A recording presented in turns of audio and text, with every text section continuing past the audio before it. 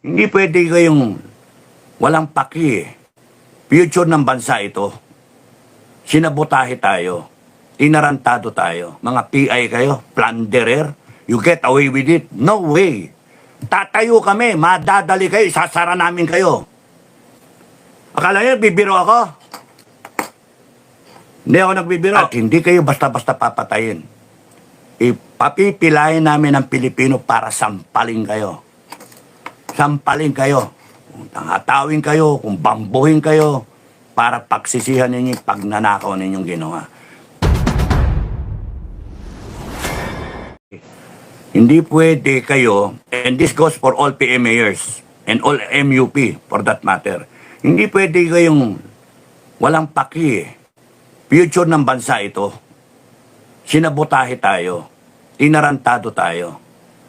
Tama lang na magalit yung taong bayan because karapatan nilang magalit. Sila kumakayod. Kayo rin kumakayod kayo. Kinakaltasan kayo ng tax. Merong VAT, merong income tax. Kinakaltasan kayo at pumapasok lahat sa gobyerno. Ang koleksyon ng Republic of the Philippines is 4.5 trillion. A big percentage of that is probably coming from yung mga BIR, mga customs, duties, etc., LTO. Pero meron nung portion galing sa income taxes ng tao. Kumakayod ang tao para suportahan ang gobyerno natin. They deserve the best service, government service. They can demand government service. Maayos, matino. Kaya ngayon, pagka ninanakawan tayo, yung simpleng droga, dumadami. Concern na sila, lalo OFW. Concern sila. Pag uwi nila, baka durugista na yung anak nila. O na-rape na. O yung asawa nila, bangag-bangag na. O ng babae na. Sira yung pamilya. Yun yung takot ng OFW. They deserve the best treatment, the best government service, the best output. Because binubuhay nila yung bansa natin. Ano, okay lang yun nakaawan tayo? Okay lang na may komunista sa gobyerno? Okay lang ba na inaabuso tayo? Binabastos yung konstitusyon natin? Sa akin, di okay yon. That's why we have to stand up. Now, kung meron tayong differences, manigas kayo. Wala akong pakialam sa inyo eh. Hindi namin kailangan ang mga tao na sobrang taas, ang antas na yumabang na or baka nakinabang sa pagnanakaw once upon a time in their lives na they got away with it. So ngayon, pumipensyon na lang. Hindi namin kailangan ng mga ganong taong. Kailangan namin ay isang totoong Pilipino. Yun. That will count. Dun sa madaming Pilipino na gustong ayusin tong bansa na to. Ay, nako. Well, anyway, with or without the MUP, with or without the armed forces or the PNP, the Filipino people will stand up all together. Iba-ibang pinag-aralan, iba-ibang pinanggalingan, iba-iba yung religious na belief, iba-ibang probinsya, they will all stand up nationwide. That's how I want it to happen. Wala pang plano. Okay, mag-alala, mga intel. Wala pang plano. wala pang plano. It will, alam yung mga ganyan, di naman pinaplano yan eh. Basta pagka may hudyat, yun na yun. Because yung awareness ng tao eh, nararamdaman nila eh. Nangako kayo ng bigas eh, na 20, ano ba ngayon? 50 pa rin, 60. Hindi pwede yung style ninyo na magnanakaw kayo tapos kayo pa ngayon yung galit. Sinisita kayo. Ini-snub nyo. Hindi pwede. That's why you have until December 25 BBM. Et al. Lahat kayo. Kasi yun yung parang inaasam-asam namin. If you still don't get it, no? Yun, kaya nakaset yan ng December 25 para iregalo ninyo sa taong bayan.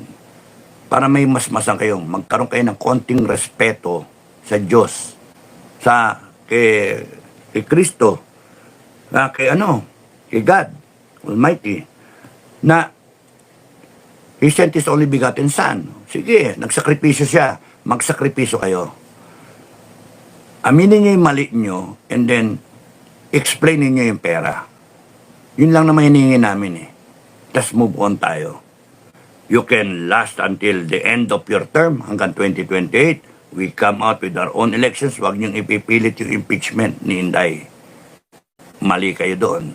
Madadali kayo. Madadali kayo. Masasara Congress, masasara Senado. Huwag ninyong ipipilit yung impeachment ni Inday. Huwag niyong ipipilit yung pagkulong kay Duterte, PRRD. Nililinaw ko, PRRD. Kay Bato, kay Bongo. Ha? Lahat ng mga tao na sinasabi niyong involved sa EJK. Tarantado kayo. Wala kayong kredibilidad. Babanatan niyo yung mga taong yon. Meron tayong right to due process. Ibang korte aasahan ninyo, ICC. Meron tayong sariling judicial system. Mga gago kayo. Tapos kayo, plunderer. Mga PI kayo, plunderer.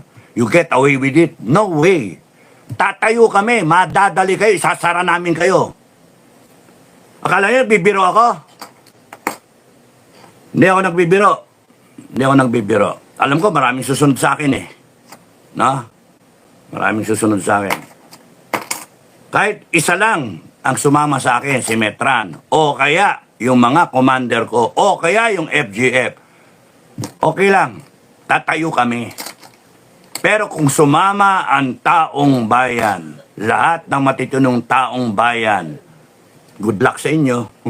Bilang na araw nyo. We will bring back the death penalty and you will all be under arrest. Lilitisin namin kayo 1 linggo. And then lahat ng guilty, hindi maka-explain ng salin sa actual asset ninyo to the third consanguinity, katay kayo. Death penalty. At hindi kayo basta-basta papatayin. Ipapipilahin namin ang Pilipino para sampalin kayo. Sampalin kayo. Kung tangatawin kayo, kung bambuhin kayo, para pagsisihan ninyo yung pagnanakaw ninyong ginawa. Tumawid kayo. Hindi pwedeng may katwiran kayo eh. Kasi nagnakaw kayo sa bansa eh. Ninakawan nyo taong bayan.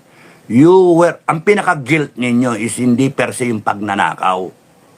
Ha? Ang pagkakamali ninyo, pinagkatiwalaan kayo ng taong bayan. Binoto kayo. Inabuso nyo. Yun yung sobrang mali. Because when people entrust their vote to you, binoto kayo, they gave you their power. Sila yung may-ari ng bahay. Ginawa kang caretaker. Tapos nun, sisirain mo yung tiwala na yon. Walang kapatawaran yon. Umanis, busy yung may-ari ng bahay, caretaker ka. Anong ginawa mo? Kung ano kinuha mo doon sa bahay, binenta mo ng binenta, o pinagkakitaan mo. Sinira mo yung tiwala. That's why the owner of the house can go back to you at malasing ka. Hindi lang sesante abutin mo. So, hanggang December 25, what are we waiting for? December 25, so that it will be your Christmas gift to us. And it will be your pagsisisi na inaamin nyo, nagkamali kayo, sige, explain niyo kung nasaan yung pera. I want a detailed explanation. Saan pumunta yung ginto? Saan pumunta yung PhilHealth? Saan pumunta yung lahat? Marlikapan, BBM. Wag na wag mong pipirmahan intuloy ang 2025 budget. Kasi, pagka tumayong taong bayan, ire-rescind namin yan eh. We will revert to the 2020 budget. 4 trillion. Doon lang tayo. Na, yung 1 trillion na mapupunta pa sa armed forces, animal kayo. Non-negotiable yon. Non-negotiable yon. Ang punto ko, gusto nyong depensahan kayo ng armed forces ninyo.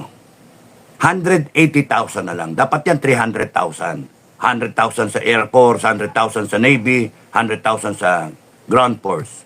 And probably 50,000 sa Marines, no? Wala naman tayong beach landing na kinakailangan. Anyway, basta 100, 300,000. Dapat ganun yung strength ng armed forces. And then all reservists na. Well-trained reservists. You expect people, young men and women to defend you. Pero yung budget na 70 billion, ha? Ikakaltas, binanatan nyo pa ng 35 billion. Walang niya kayo. 35 billion. Ilang taon nagmamakaawa ang armed forces? May 30 taon na. 30 years na. Mga walang niya kayo. And then, inaasahan yung i-depend kayo ng armed forces. Kami, taong bayan, ha?